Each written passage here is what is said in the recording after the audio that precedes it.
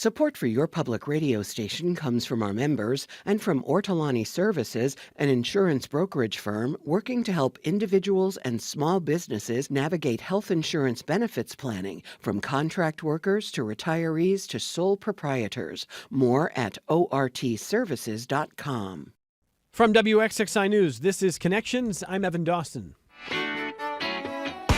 Our connection this hour comes in an indictment against former FBI Director James Comey, a man that President Trump has called scum and a criminal. President Trump all but demanded that the government attempt to prosecute and jail James Comey, and he got his wish after he installed one of his personal lawyers, an insurance lawyer with no prosecutorial experience, who was willing to pursue that indictment. So Comey argues this is simple. He's asking the judge to throw out the case against him, arguing it is a classic example of vindictive prosecution. And now more than 100 former Department of Justice officials have signed on to a petition agreeing with Comey. They are Republicans and Democrats alike. They argue that we're in dangerous territory when the president wants to decide who is free and who will be jailed based on personal animus. Investigative journalist and RIT professor David Cay Johnston doesn't necessarily disagree with Comey on the merits, but he says the judge should not throw out the case. Johnston wants the judge to do something else, which could turn the case on its head. We've invited David Cay Johnston to come back on the show today to talk about this and a lot more. He's a professor of criminal justice, the law, journalism, and political science at RIT. He's the author of a number of books on the Trump administration and a Pulitzer Prize-winning investigative journalist who founded DC Report. Welcome back to the program. Thank you for having me. So let's just kind of start with, there's a lot going on. We're going to cover a lot more than James Comey this hour. But let's start there because that got my attention last week when you surprised me a bit when you argued that the judge should not throw out the case based on vindictive prosecution. Is this vindictive prosecution? There's an enormous amount of evidence that's vindictive prosecution, including what was apparently intended to be a private message between Trump and Pam Bondi that instead he put on Truth Social. Yeah, one of those, I thought this was a direct message and it went public. Right. And so the judge would be entirely reasonable, who's overseeing the case, and saying, I'm going to grant your motion. And vindictive prosecution motions are rare and almost always fail.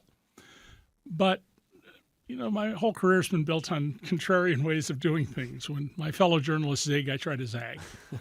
And I think what the judge should do is say, Mr. Comey, there's substantial evidence of your claim, but not absolute proof.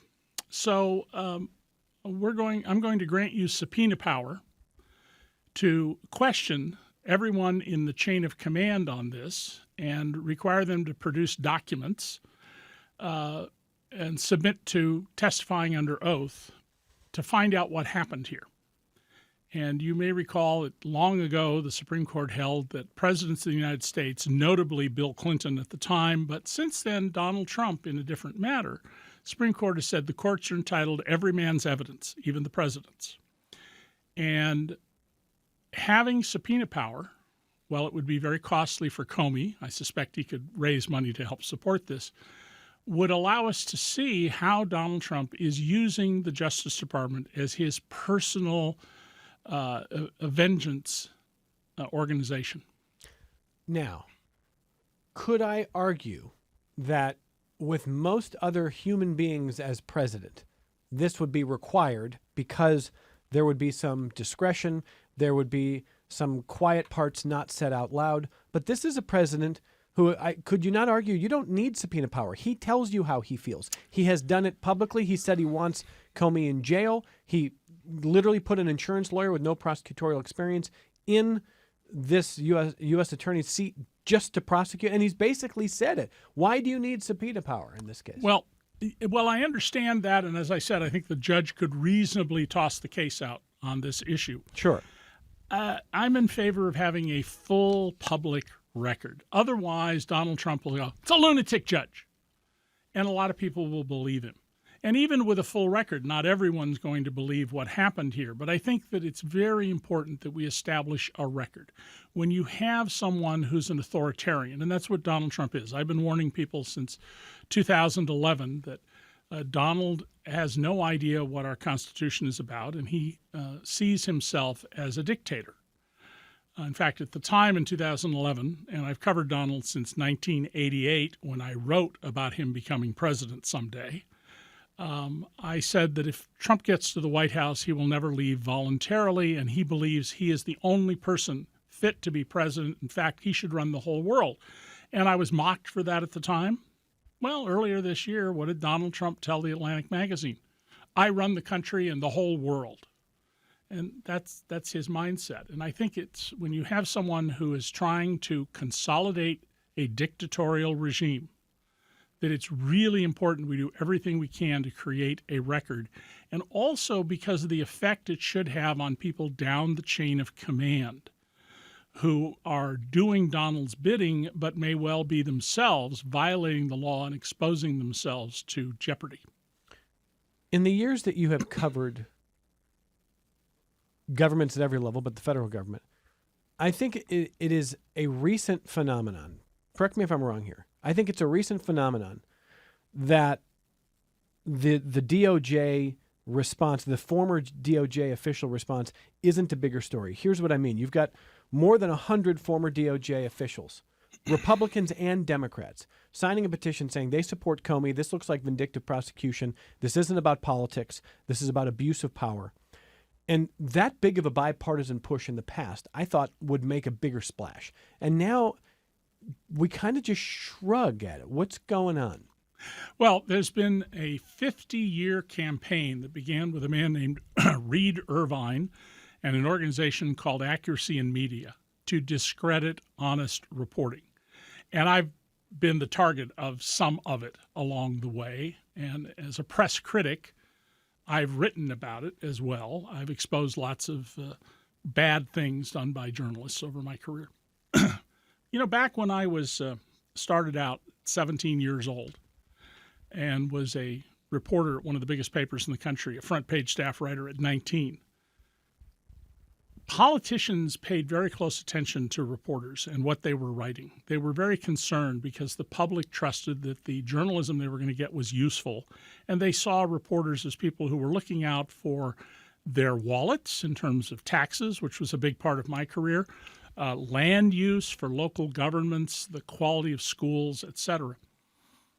Politicians today, they just blow off journalists. They don't care because the public, by and large, has been trained, if this isn't a piece of news that appeals to what you wish the world to be, pay no attention to it. And that's been seriously detrimental to democratic values. If we're going to govern ourselves, which is the whole principle of our Constitution, we're not going to have a king tell us what to do. We are going to ennoble the human spirit to see what we can achieve. And then you get someone who wants to be a king, a man who, in fact, has put out repeatedly images of himself wearing a royal crown. He says that's just, he's got a sense of humor and you don't. Interesting that Donald says that, because if you watch Donald trying to tell a joke, you'll notice it's like watching a hostage video. And I've had conversations with Donald where he just isn't able to joke. I said to him one time, the point that I had all eight of my children had been born, I said, yeah, Donald, if you can't laugh at yourself as a parent, you're just not going to be a good parent. And he looked at me, with this tough look like, what are you talking about? Because he has no capacity for humor. And the things he has done in that regard, particularly the diarrhea-laden jet, those are so juvenile, so far outside the norm, and they are inherently attacking American citizens who are exercising constitutional rights that under his oath of office he's supposed to be defending. Or is it that you're just an elitist who doesn't see that the people finally have a president who speaks like the people? Well, he speaks like a number of the people, no question about that. And Donald listen, I admire Donald's skill as a con artist. I've exposed a number of con artists, some of whom went to prison after I exposed them. But I've never known another con artist in Donald's league. I mean, he's really, really good at what he does. And I find it funny when people say you're an elitist. I went to work at 10 and full-time at 13 years old to help my family, so I sort of didn't grow up in an elite circumstance. I went to state schools under the War Orphans Act. Talking to David Cay Johnston. This is just a brief aside here. I don't know if we've talked about this before. Does the president, does he laugh? I don't think I've ever seen him laugh. Maybe he does. Maybe I just haven't taken I have never seen, and I've spent hundreds of hours with Donald. I have never seen him laugh. I've seen other people laughing, and he doesn't get it. It's very, I mean, be glad that you're not Donald Trump. Be glad that you did not have his monster of a father and his very cold and distant mother, because you'd likely be like him. And it's very sad and tragic. On a personal level.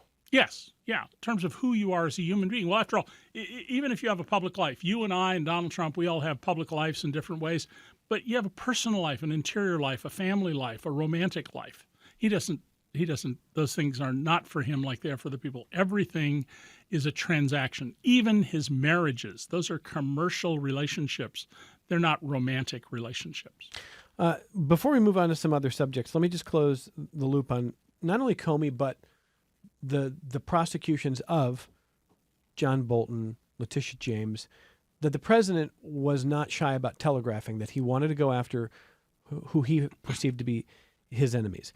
We had a group of retired judges on this program a couple weeks ago. I heard that. 2 Republicans and 2 Democrats, and they all agreed that it is not a healthy direction to be going in. When the leader of a country is just telegraphing, I'm going to use this to go after people that I don't like. And if I have to install my own personal lawyer who's an insurance lawyer who's never prosecuted a case, I'll do it. But they also said, don't assume this is over, that there could be more indictments, more attempts coming here. Do you feel like the system will hold? Do you feel like the courts will hold? Or do you feel like he will win this? Well, Trump has been losing roughly 24 out of every 25 cases at the district court level. And in most of those cases, the overwhelming majority of those cases, circuit courts of appeal have upheld trial judges, including judges appointed by Donald Trump. The problem is that the U.S. Supreme Court, we have 6 judges on the court who are behaving in ways completely contrary to their testimony under oath during their confirmation hearings. We shouldn't forget that the Chief Justice of the United States, John Glover Roberts Jr., began his career as a lawyer in the Reagan Justice Department, whose job was to suppress black votes. So that should speak to us volumes about John Glover Roberts. He's a brilliant lawyer. I read his decisions and teach some of them in my classes, but don't miss who he is. Let's not forget that Justice Alito flew a flag indicating that he is not a loyal citizen of the United States as it exists, that he shouted out liar during a State of the Union address when President Barack Obama said something which was not a lie at all. It was quite true. So the Supreme Court throughout our history has been behind the curve, has been a huge obstacle to fairness and equity. And I'm far from the first person to say that. There's bookshelves of books about this, legal law reviews. So things are going to get much worse before they get better. But the Comey case, the James case, those aren't going straight to the Supreme Court. No, those cases are, if they were to go to trial, and I doubt they will, are going to be handled by a jury. And in the case of Letitia James, it's a kind of bizarre case. The paperwork shows that she declared this house she was buying was a second home. And by the way, you can have 2 principal residences. I didn't know that till a few years ago. And when I found out, yes, under the law, you can have 2 principal residences if you can prove you live in 2 places. If a member of Congress, for example, can have 2 principal residences. And then later she decided to rent her house out. Well, I've done that. I've rented out my house because I no longer lived in it. Sure, there's nothing illegal about any of that, which tells you that she's not, Letitia James isn't any risk of anything but the expense of defending the case. The John Bolton matter is a different kettle of fish. He apparently clearly had some national security documents in his home, just as we've seen with numerous former national security officials in White Houses of both Democrats and Republicans. You know, they end up for their convenience taking things home they're not supposed to. But the criminal intent issue has always been that you hid the documents. You lied and denied. In Trump's case with the documents he took to Florida, he lied and denied. He, in fact, suborned perjury. He sought to get people to lie on his behalf. That's when we prosecute national security cases for having documents that should be in a secure facility, not in your bathroom. So your analysis is that his Justice Department is going after John Bolton for something that he actually did in a more egregious way. Yeah, and this wouldn't be new in American justice. I mean, one of the things I teach my law students for the last 16 years is that the law is not like a brain surgeon's scalpel. It's much closer to a butcher's meat axe. And we have innocent people who get convicted. We have guilty people who are never even prosecuted. A number of people prosecuted because of my work where law enforcement wasn't doing its job or they had screwed up, including a murder case where I hunted down the real killer and saved an innocent man from life in prison. The justice in America, the way we have established it, is not what it could be in terms of equity, in other words, fairness, and thoroughness. And so there are going to be more prosecutions. The Trump administration has already signaled that they're going to go after the principal Democratic Party fundraising vessel, something called Act Blue. And just to be clear, I'm not a Republican or a Democrat. I've been a registered Republican in the past. I've been a registered Democrat in the past because I wanted to vote in the primaries. But I have so little interest historically in my career in partisan politics that when a review was written in one of my books that described it without ever telling people what the book was about, corporate subsidies, in terms of some internecine fight in the Democratic Party, I had to go to the internet and look up what are these organizations. I have no idea.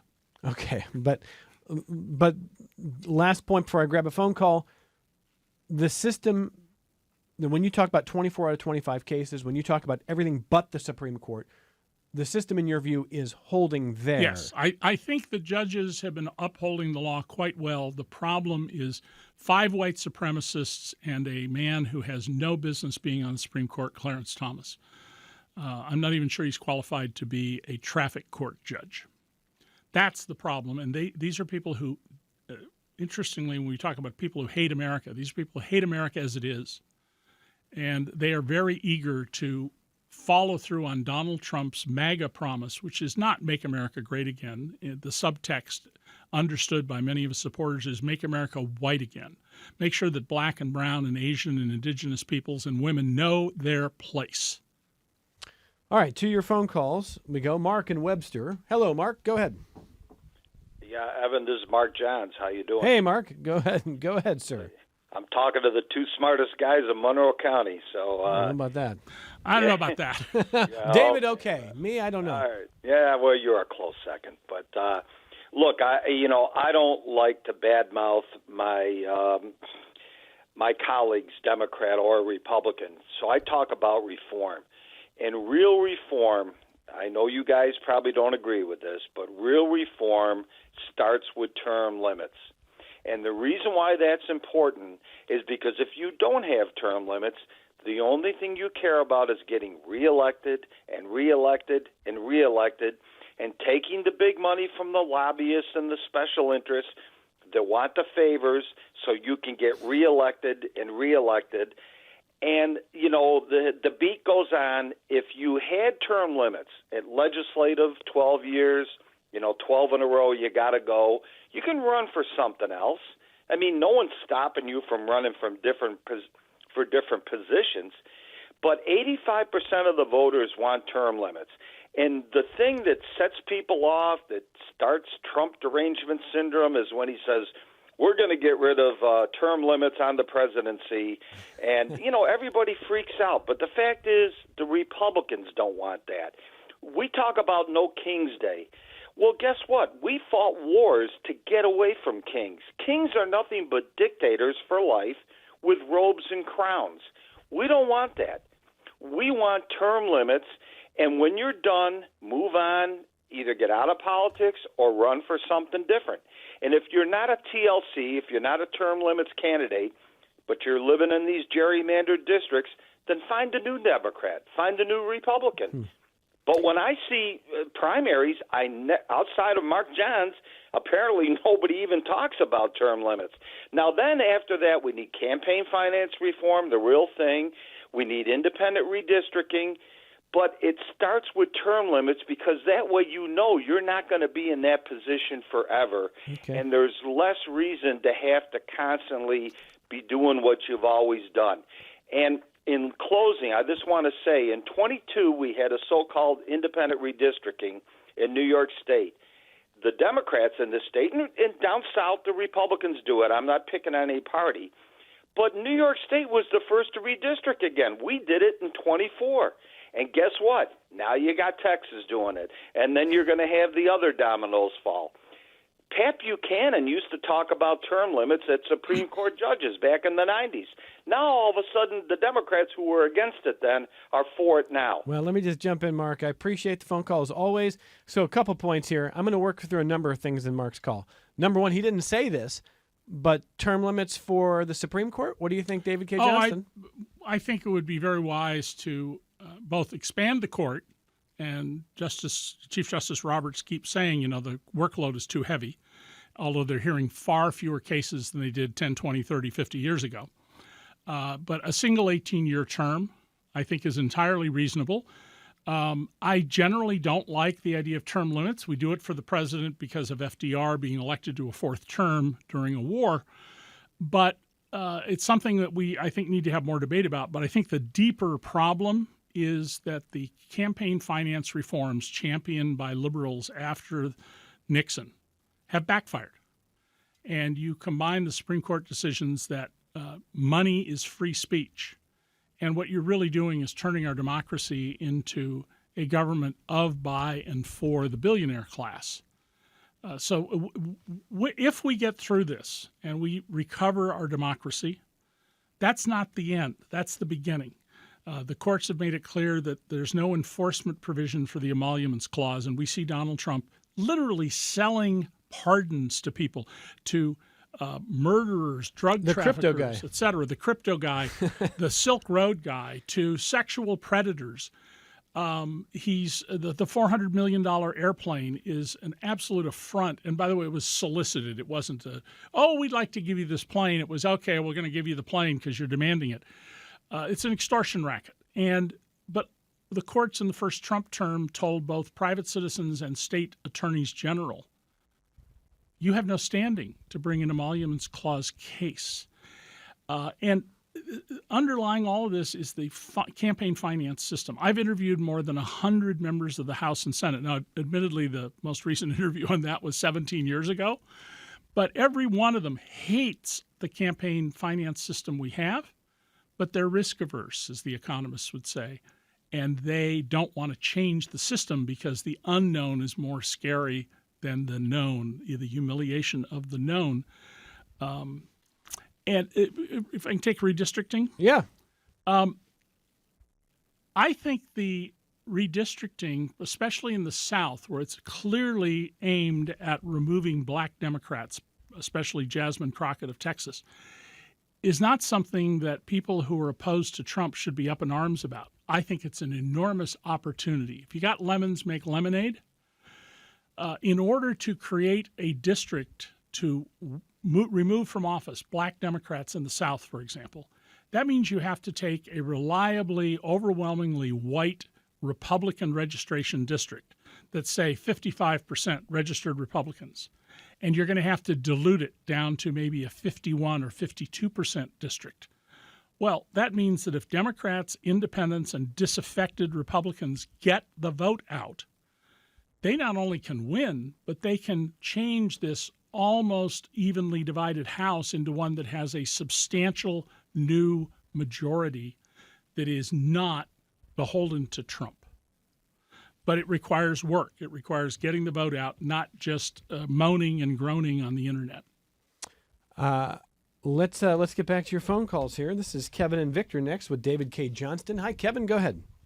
Hi, Evan. It's good to have you back. David Cay. First off, I just wanted to say I bet you a few months ago, $500 that Trump would not line up people in firing squads. So be patient. I do hope that you will pay me in 2029 when that happens. I don't remember any bet, and I don't bet. But there's no. You're not really betting he's going to have a firing squad, David Cay, are you? all authoritarians, and Kevin, we'll get right back to you. I'm sorry. Yeah. All authoritarians Explain follow yourself. the same pattern you're seeing in Donald Trump. First of all, you appoint family members because you can trust them, and then you deliberately appoint incompetent people who will do whatever you tell them to do. We saw this in Mussolini's Italy. The trains did not run on time when the fascists ran Italy. Then you take actions that demonstrate your invincibility. I can do anything I want. And Donald Trump has said, Article 2 says I can do anything I want. Well, I just taught Article 2 to my law class. That's not at all what it says. In short form, Article 2 of our Constitution says the President of the United States is the errand boy of Congress who will do what is directed by Congress. Plus, he's commander-in-chief of the military. But all dictators ultimately have to turn on their closest people on the inside in order to instill discipline and fear. And eventually, yes, they kill people. All dictators kill people. And right now we have a president of the United States who, in the opinion of numerous retired military lawyers, judge advocates general, is committing multiple murders on the high seas. And Trump the other day was attacking asked, the boats. Yes, Trump was asked the other day by a reporter on his way to Malaysia, well, if you think that we're under attack, shouldn't you ask Congress for a declaration of war? Trump said, no, we're just going to go on killing people. It shouldn't surprise people. But that's that not a firing squad. No, but eventually you have to turn on your own people, Evan. There are so many books about how authoritarians work. Tim Snyder, who left the country and went to University of Toronto, Sarah Kendzior, the former journalist who left to get a doctorate in authoritarian studies and studied one of the former Soviet republics. Many, many other books and articles are out there. There's a clear pattern. There's a retired corporate executive here in Rochester who studied 7 authoritarian regimes, and I took his class at Chautauqua this summer.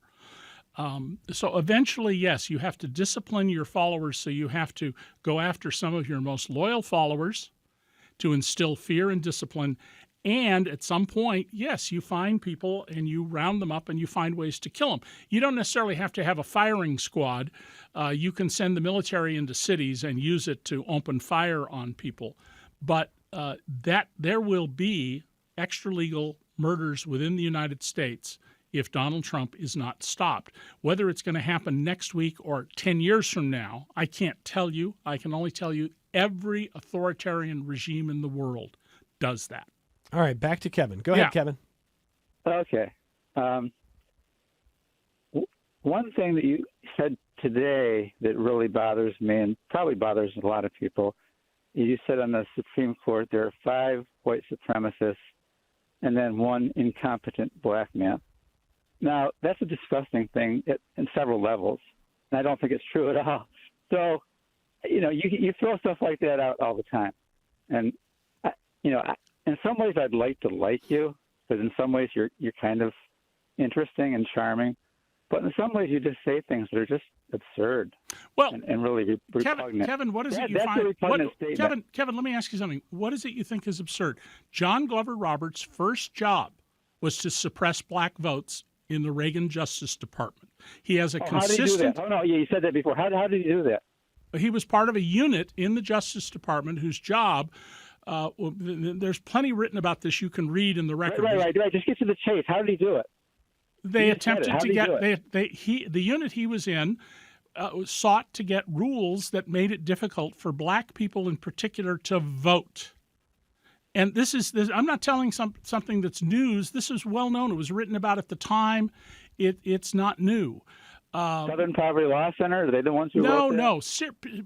Law review articles by serious scholars. There were news articles at the time. Remember, this is roughly 45 years ago that he was hired into this unit in the Justice Department. And remember, Ronald Reagan announced his candidacy for president in Philadelphia, Mississippi, a town known for only one thing: the murder of 3 civil rights workers. It was a dog whistle about the Reagan administration, which did all sorts of things, not just at the Justice Department, to try and suppress non-white voters. This isn't new. There are whole books written about this. Okay, I guess I'll have to look up the book. Okay. So tell me about the other justices. How are they white supremacists? Well, they took the major portions of the Voting Rights Act of 1965, and they issued a decision that said, oh, the South has changed. We no longer need these rules that Congress adopted in 1965 to protect the interests of black voters because we've made this progress.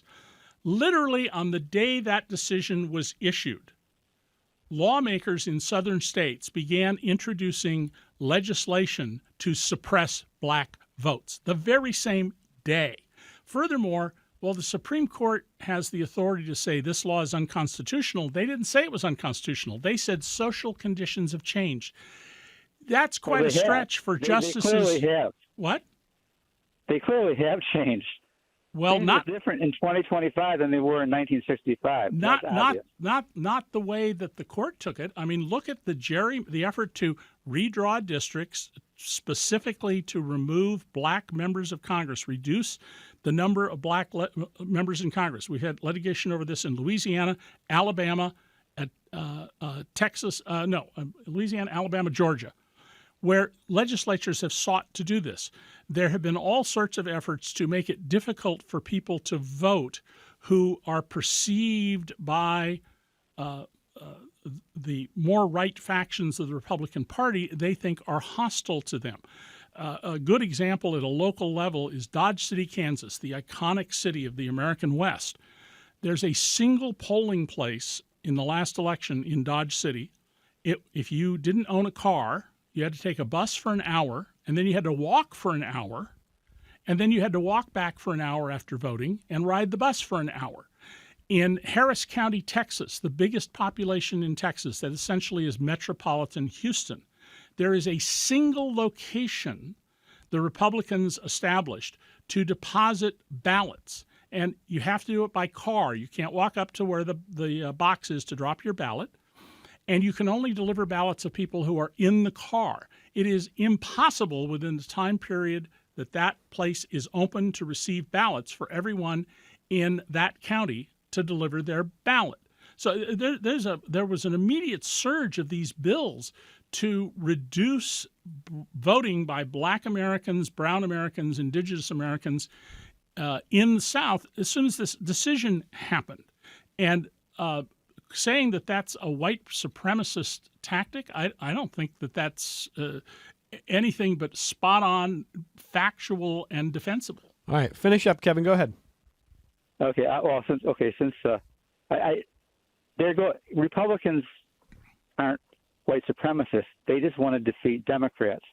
If there's a part of the city or the part of the state that's mostly black and they're mostly Democrat, well, then they don't dislike them because they're black. They're against them because they're Democrats. That's just politics. Kevin, I hope you spend a lot of time talking about black leaders. Let Kevin finish here. Go ahead. I just want to ask you one more thing. Yeah. I listen every time you're on because you are interesting. Last time you were on, you said that Donald Trump used to take airplane loads of dolled-up 12-year-old girls to his casino. No, I never said that. That's not what I said. Well, go back and listen. You said that. And I'd like to hear the rest of the story. I'll tell you exactly what I said, and you can read it in my book, The Making of Donald Trump. There were formal proceedings. Donald Trump had children who were 12, 13, and 14 years old, not only gambling in his casinos, but he plied them with liquor, limousines, and hotel suites because they had money to gamble. Nobody mistakes a 12, 13, or 14-year-old for a 21-year-old. Now, I gave a speech at a church in Philadelphia when my first book, Temples of Chance, on the casino industry, and it's about a third of it's about Trump, where I told this story, and somebody shouted out in the audience, you're a liar. And somebody else spoke up and said, no, my teenage son has a frequent gambler card at Trump's casino. And another person got up and said it. And pretty soon there were 4 or 5 people who said, yeah, my kid or my grandchild, they have a frequent gambler card at Trump's casinos. He was flouting the law very openly. And there are formal judicial proceedings about this. You can read about it in Temples of Chance, which you can buy on the internet these days for like $1 plus shipping, or you can get it at the Rochester Public Library. But I'm going to ask Kevin to answer one thing for me before we go to our only break here. The one thing I don't understand, there's a million things I don't understand. We don't have time for it, but I'm going to give you one. I don't understand the idea if you care about what Jeffrey Epstein was doing. I don't understand the idea that Donald Trump is some sort of a white knight savior or hero, or even that he is not likely, certainly centrally participating. There are videos. I mean, it's not supposition. I don't care if you think that the Wall Street Journal's reporting is all forgery. I don't understand.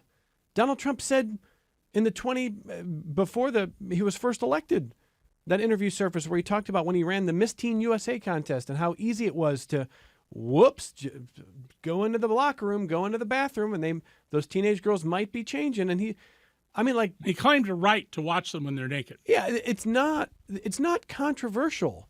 Donald Trump was participating what Jeffrey Epstein was doing, unless I'm missing something. Kevin, am I missing something about the Epstein files? And do you believe that Donald Trump is sort of like the hero of that story? What's going on there?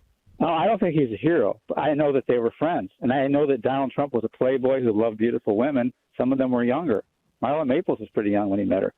But I do not think that Donald Trump was having sexual relations with 16-year-old girls. So and Kevin, not 16.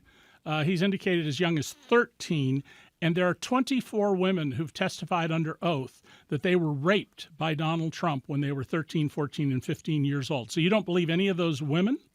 I'd have to see the documents. I mean, you're saying that. So what do you feel about Donald Trump running for office saying he will release the Epstein files, and now his Justice Department says we can't release them, when every lawful authority I know and my own reading of the law as a law professor says, yes, they have absolute authority to release these records? Oh, I hope they do. I hope they do. I wish they'd release them today. So why would they keep them secret? I don't think there's anything incriminating with Donald Trump, because many people who have seen the Epstein files said that, no, there's nothing incriminating about it. I don't know many people who've seen the Epstein files. The many people are Pam Bondi, who claimed that she had all the files on her desk, which is ridiculous, and Kash Patel, who Donald put, utterly unqualified man, in the head of the FBI. There are people who are familiar with big parts of this, like Julie Brown at the Miami Herald and the lawyers representing some of the women. And we have Miss Geoffrey, I hope I'm pronouncing her name right, Geoffrey, whose book has just come out, all talking about this. And the royal family has completely pushed Prince Andrew out the door because they clearly believe that he was having sex with underage girls at the very place that Donald regularly visited. So why you would think Donald Trump, this track record, couldn't possibly have done this is kind of surprising. I don't, Donald Trump had so many women of age, beautiful women. Why would he resort to that? But so did Prince Andrew. Yeah, so did Prince Andrew. So did Jeffrey Epstein. Yeah. So did Bill Clinton. That's not how human beings behave. So did Bill Clinton, by the way. Why do the husbands of women famous for their sexuality as actresses, singers, or other entertainers have affairs? I mean, that's just not how human experience works. We have a lot of smoke, but no clear evidence that Donald Trump is a child rapist. The evidence is in the files. So why is the Trump administration withholding the files they promised to make public? And the only logical conclusion, the Occam's razor conclusion, is Donald Trump knows that those records will show that he was a repeated child rapist. Is it possible that it would show that he's the hero of the story, but he's too humble to have the files released? Yeah, right. And the sun will rise in the west tomorrow. Did you consider? Look, Kevin, thank you for the phone call. Those files should be released, and it doesn't matter if Bill Clinton is in there, if Donald Trump is in there, if anybody is in there. Yep. The promise that this administration made was put us back in power and we'll release them. Pam Bondi told people she was releasing things that had already been released and was hoping that people would just shut up about it. Well, and let's remember that Donald Trump's Commerce Secretary, Howard Lutnick, who lives next door to Epstein's mansion, described what Epstein was doing and then said he's got the greatest extortion racket in the world, and that's what Epstein was really doing. He got not every man who went there. He wanted a lot of the men to be able to say, I'm surrounded by powerful people, to try and appear invincible. But he got some of these men involved with underage girls, has video and photographic evidence of it that the FBI seized. And by the way, the estate is entitled to, if it doesn't have already, either the return of those or duplicates, certified duplicates. And so Congress has other means to get at the truth about this, but Congress won't even swear in the latest member who was elected because it would force the release of these files. Okay, well, we'll see if the files come out, but your politics shouldn't matter on this one. No, and if you're in I there, say if the general Bill Clinton did it, whoever, let's know about it. Whoever. Prince Andrew, Donald Trump, Jeffrey Epstein, who cares? Put it out there. People have waited long enough. You've convinced people to go down these rabbit holes, and they thought they were getting something from you. Now's the time. All right. Back we come in just a moment. I want to get David Cay Johnston's thoughts on a piece of sound we're going to hear from the Secretary of Defense, Pete Hegseth, on the other side of this only break. Support for your public radio station comes from our members and from Mary Cariola Center, proud supporter of Connections with Evan Dawson, believing an informed and engaged community is a connected one. marycariola.org. This is Connections. I'm Evan Dawson. One more quick question for you on the Epstein Files thing with David Cay Johnston, who is a longtime investigative journalist, a Pulitzer Prize winner, founder of the DC Report. You, more than probably anybody I know what it's like to deal with freedom of information requests, redacted documents, document files that are incomplete. You know, we talk about the release of the Epstein Files like it's one folder that we could just go here. Are you convinced that we will ever see everything that people have on it? I don't know that we'll ever see everything, but I think the significant evidence that we should see that either implicates or exonerates Donald Trump is going to come out. It's a function of time, but it will happen. And there's such a serious effort to not release those documents. The House hasn't been in session for over a month. Yeah. It tells you that there's something Donald Trump is very afraid of in those documents. Ghislaine Maxwell, longtime associate of Epstein, has said, she doesn't think Trump did anything wrong. You buy that? She's a perjurer, so why would you believe her? And look what she's gotten by telling the story Looking they want. for pardons? She's been moved into a prison where she's not qualified to be under federal rules. And by the way, one of the biggest mistakes Donald Trump could make would be to pardon her. If he's going to help her, he should grant clemency. If he pardons her, she can be forced under oath to testify, and she can be jailed if she doesn't tell the truth or she withholds. If he grants her clemency, he still has his thumb on her and can make sure that she doesn't act in any way that is contrary to his personal interests. All right. Earlier this hour, you heard David Cay Johnston mention in his view, extrajudicial killing at the high seas. The Trump administration targeting boats in numerous places, and the administration says these are drug runners. They are poisoning our families. They are hurting our country, and we are going to take them out. And here's what the Secretary of Defense, Pete Hegseth, said about that just a few days ago. So our message to these foreign terrorist organizations is we will treat you like we have treated Al-Qaeda.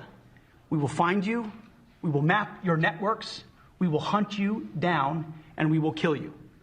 And you've seen that evidence in the maritime domain, whether it's in the Caribbean or in the Pacific with the last two strikes. We know exactly who these people are. We know what networks they work with, what foreign terrorist organizations they're a part of. We know where they're going, where they originated from, what they're carrying. And they know we know. And that will soon start to change the calculus of these boats. Okay, what do you hear from the Secretary of Defense there, David? Well, he is proposing more murders, and that's what they are. First of all, if you are a drug smuggler or a guns smuggler or sex trafficking, those are not capital offenses.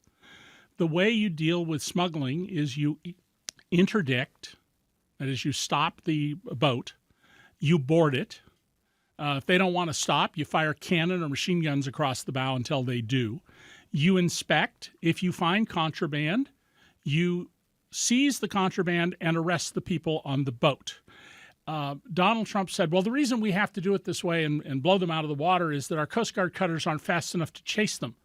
Well, that's right. So what you do is you have drones and satellite images. You position your Coast Guard cutters so that the boat runs to you. And then you get your machine gun out and say, stop and be boarded or we're going to fire over your bow. There is no law that authorizes what they're doing. And in at least two of the cases, there's very good reason to believe these were poor fishermen. Now, the Trump administration said, well, these guys were out in the middle of the night in their boat. Yeah, people in the Caribbean who fish often fish in the middle of the night because what they want to catch to eat or sell during the daytime stays where the sun doesn't shine in the ocean and come up at night to feed on jellyfish and other things they eat on the surface. So that's why they're out there fishing at night.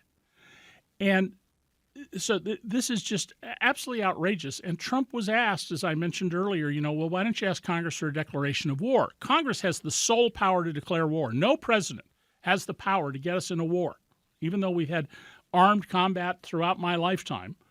The president doesn't have the authority to do that. But Donald Trump didn't say, he said, I'm not going to do that. He didn't think he would do that. But then he said, we're just going to kill people. Well, that's what happens when you see yourself as a dictator, as invincible, as all-powerful. You start killing people, and that's what he's doing. He is committing murders.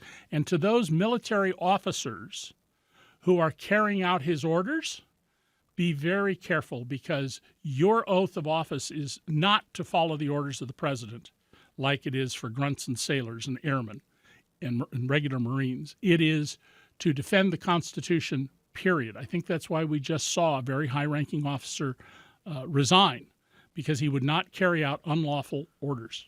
Let me throw out an idea, though. I don't dispute the point about the law, and I'm very concerned about the fact that there may be collateral damage of innocent people getting blown out of the water. I would not be surprised. I have no data on this. I would not be surprised if a pretty sizable chunk of the American population would say, keep doing it. If you occasionally accidentally kill a fishing boat, it's worth it to get the drug runners. Do it the way you're doing it. And the moral answer to that is, okay, and what if it's your family? What if they decide that we think there's people selling drugs in your neighborhood, and so we come in and we shoot up the neighbors, but some of the bullets kill your children? I mean, you have to have some principles about these things. And if we're going to be a nation of law, which is the only way we can be a nation with freedom and liberty, then you have to hold everyone accountable, most of all the President of the United States. All right, John emails the program to say, Evan, regarding the Epstein files and whatever is or isn't in them, this issue came up under the Biden administration, and the Biden FBI was privy to everything out there. If there was something damning against Donald Trump, it's impossible to believe the Biden administration would cover that up and protect him. If there was or is a bombshell in those files, the Democrats in charge at the time would have made sure it was plastered on every front page. Maybe there's no smoking gun in there. Well, it's possible there's no smoking gun in there, without a question. That's why we need to see the files. But there's an assumption in John's email. Joe Biden's Build Back Better America plan that he had to rename the Inflation Reduction Act approved all these public works projects we're seeing around the country. And when Biden would go to the ribbon cutting, he would allow the Republican members of Congress and the Senate who voted against the bill to stand there next to him and take credit for the legislation they fought. Biden was very much of this very highfalutin, I think, and politically unrealistic view that, I'm the president of all the people. Trump's made it very clear he's only the president of people who support him, like there's been $1 of aid for the Los Angeles fires from FEMA. So I don't think that the premise of the question holds, but I do think it's a reasonable question. Why didn't the Biden Justice Department take some action on this? Especially since Joe Biden's position, once he appointed Merrick Garland, was, I have nothing more to do with the Justice Department, and there's lots of evidence that that's exactly true. That's been the general tenor since Richard Nixon corrupted the Justice Department a half century ago. Why didn't Merrick Garland act on this? Why didn't he do something about it? Why wasn't James Acosta, the later Trump, first-term Trump labor secretary, why didn't they investigate his sweetheart deal for Epstein? What's the Occam's razor here? Is it that they were protecting Democrats in those files, or is it that there was no there? No, I think it's neither of those. I think so? It wasn't on their agenda. There were other fish they had to fry. I mean, you have to make choices. Politics is both the practice of the possible, but it's also making decisions. I mean, one of the big complaints legitimately about Jimmy Carter was that all issues were equally important to him. Well, if you were a nuclear submarine executive officer, as he had been, I suspect all things are equally important when you're under the water with a lot of fissionable material. And I don't think it was on their agenda, would be my guess. And remember, the voices of the women and the work Julie K. Brown at the Miami Herald has been doing, they've been trying desperately to get attention for all of this, and nobody has listened to them until very recently. Boy, we're down to the last minute, so briefly, you got to do this in a minute or less here. How do you feel about the Pentagon policy on reporters, kicking out reporters or saying that you can only report information that's been declassified? If the Pentagon reporters adopt the motto of DC Report, we'll get better coverage of the Pentagon by not being in the building. Our motto was covering what politicians do, not just what they say. We broke lots of big stories in Washington on a budget of roughly $3,000 a month, whereas the New York Times has 5 White House correspondents. $3,000 a month. We broke story after story because we looked at the public record, we looked at contracts, we looked at litigation. We never went to a press conference. So that requires journalists who understand the law and policy and military contracting and a lot of other issues and have self-confidence in their judgment about what's news, as opposed to, oh, we have a press release or a press conference, so the government's interested in this issue. But that's still the Department of Defense trying to control the information, isn't it? It's going to try very hard, and hopefully we will get better information with a little bit of distance. David Cay Johnston, a professor of criminal justice, the law, journalism, political science at RIT, author of a number of books on the Trump administration, Pulitzer Prize-winning investigative journalist, the founder of DC Report. Thank you for being here as always. Look forward to the next one. Thank you, Evan. That's David Cay Johnston. And listeners, a lively 2 hours. Thanks for the conversation in the public square today. Thanks for participating on our various platforms. Wherever you're finding us, thank you. We are back with you tomorrow on member-supported public media.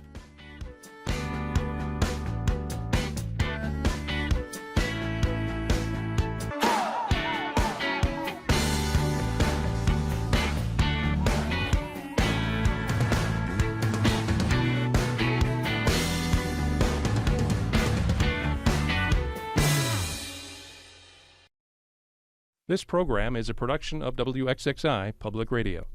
The views expressed do not necessarily represent those of this station, its staff, management, or underwriters. The broadcast is meant for the private use of our audience. Any rebroadcast or use in another medium without expressed written consent of WXXI is strictly prohibited. Connections with Evan Dawson is available as a podcast. Just click on the Connections link at WXXInews.org.